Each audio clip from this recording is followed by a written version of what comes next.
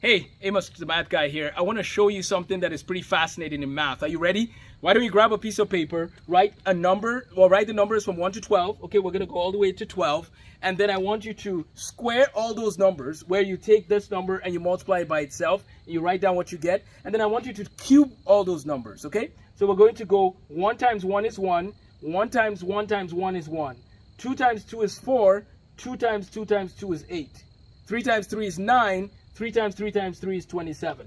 So let's go ahead. If you want, you can pause now and try filling it out yourself. But I will go ahead and fill it out. And then I want to show you something that is pretty cool. I discovered this a few years ago, and I thought I had come up with something amazing. I was already beginning to make plans for my retirement based off, awards I was going to get for this thing. And then I realized somebody else discovered it before me. Not only did they discover it before me, but they had actually come up with a formula that describes this thing, right?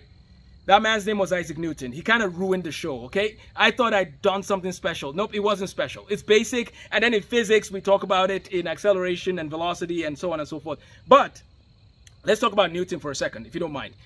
Born in 1642, the year that Galileo died. He was born on Christmas Day of 1642. His father died shortly before he was born, and Isaac Newton, born in England, grew up with very hard life. I mean, he was born premature. He didn't like his stepdad, mom situation that played out, and so he had some difficulties growing up. I read about his story in Journey Through Genius by William Dunham. I read that section, and it inspired me. It sparked something in me when I realized that Newton wasn't just always a prodigy, and he had struggles, but he worked hard. In 1661, Newton goes to Cambridge. They had a plague during those years. They went back home. During that period is when he came up with some of the theories some of the things that we talk about today about him. So Isaac Newton gave us physics, and he gave us differential calculus. Those are some of the things that he did for us.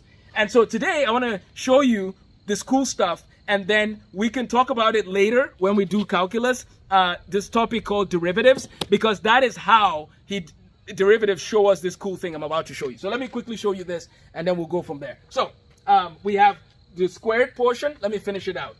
We have 36, 49, 64, 81, 100, 121, and 144. Okay, and then for the cubes, I'm going to actually use my notes for this one. We have 64, we have 125, 216, 343, 512, and we're going to go 729, 1,000, and then 1331 and 1728. Okay, guys, it is important that we know our squares. Okay, if you're in pre-algebra, you really need to be working hard. Make sure you know your squares. If you're in algebra 1, you need to know your squares. If you're in algebra 2, you need to know your squares and your cubes. Why? Because there are concepts that assume you know them right away. So let's make sure we know our squares and our cubes. Okay, now here's the cool thing I discovered. The difference between the first two numbers, when you square them, right, that difference is 3. So 4 minus 1 is 3. The difference between 9 and 4 is 5. Okay? The difference between 16 and 9 is 7. Are you seeing a pattern?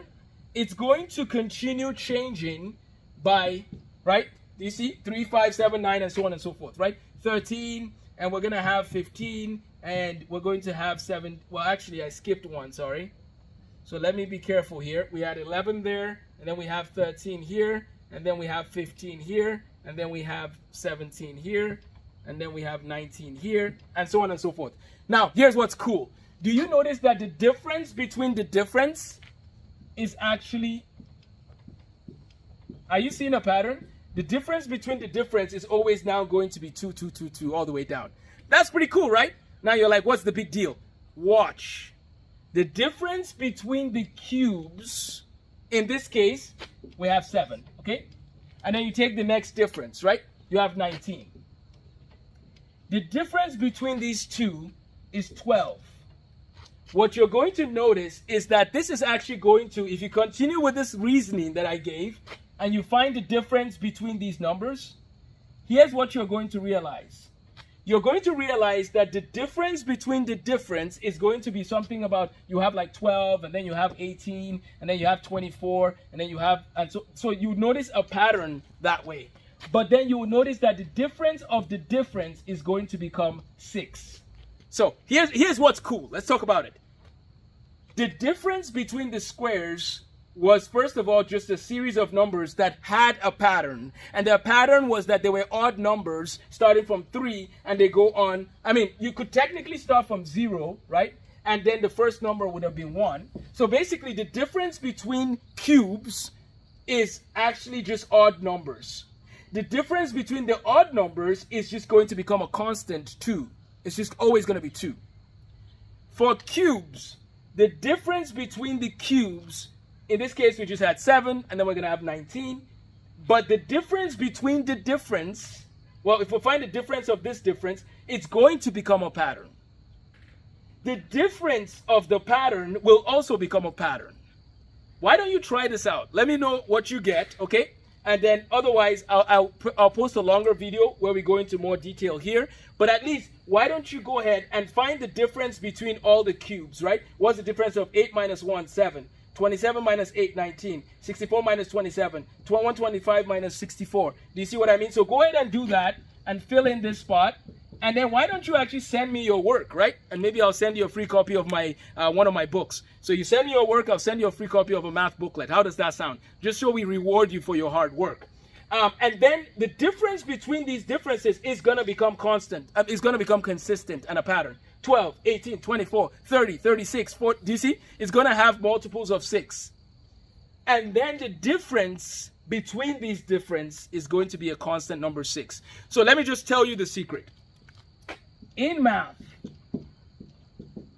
there is something called finding the derivative.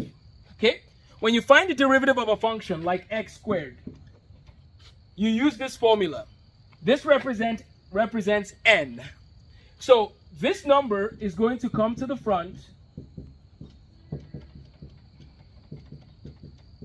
Okay, since that's n, what does the formula say? It'll be 2 minus 1, so that's what we're going to do to that. But the n in front, this 2 comes to the front, right? That's what the formula teaches us when we find the derivative, okay? I'm giving you a little secret now. For those of you who haven't done calculus, you guys are getting a little secret, okay? But still do your teacher's homework if they tell you to use the difference quotient. But I've given you a little secret, okay? And that's what you do. You put that 2 in front of the x, and then you subtract 1 from that 2, and then you simplify it, and the answer is 2x. Notice that the constant that we found for squares was 2. What happens if we have a cubed? What is the derivative of x cubed? It would be 3 times x squared. Okay, that's the derivative. But according to this system that I've found, this pattern that I've found, you have to find the derivative again, the second derivative. So you bring that 2 to the front, and it becomes 2 times 3, x to the first, which becomes 6x. The pattern number is going to become 6. That's the number that will become the constant when you do cubes. And guess what?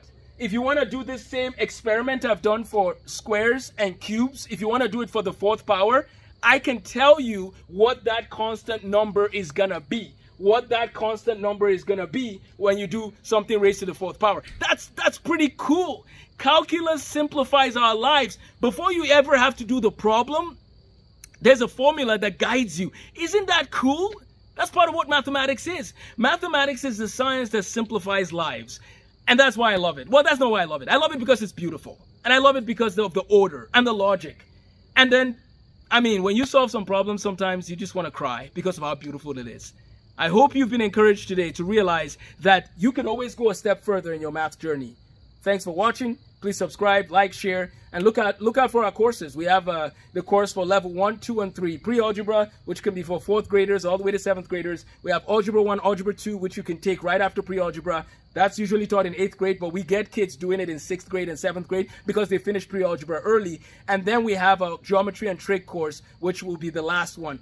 Then you do calculus. Again, we have the CLEB preparation. So you get 9 college credits if you hang out with us and you pass the CLEB courses. And we're here for you. We have a lot of practice problems already recorded. Thank you to Nathan Jurset, who has helped set the stage for you guys. Take care. Watch out for my video on Fermat's last theorem, though. That's going to be really cool because that video will really revolutionize your understanding of mathematics as you look at how people struggle and toil to get answers to math problems. Not every math problem has an answer at the back of the book. Sometimes you have to come up with new math theorems to solve things. And that's what we're going to be talking about in our video on Fermat's last theorem. Take care and God bless.